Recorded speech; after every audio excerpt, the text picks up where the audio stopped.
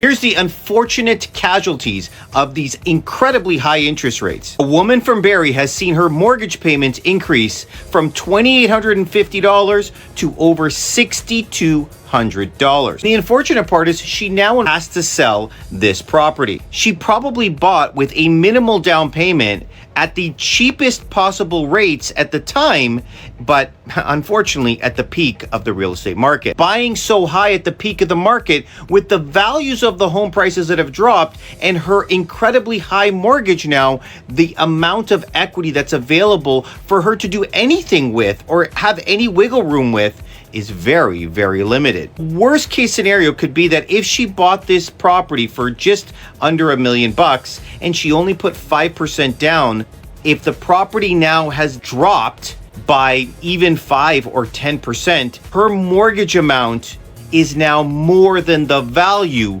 of her home. That is why she is more than likely forced to sell. These types of situations are incredibly difficult to deal with because there's not much we can do. You only have two options. One, you lock yourself into a short-term fixed mortgage where you know your payments, you know they're not going to go up, and you ride the volatility of what's happening in the mortgage interest rate world. Or second, you're forced to sell because a lot of people cannot even afford the fixed rate option. In this particular case, this client has almost $4,000 that she has to dip in her pocket. That's almost $50,000 a year, guys.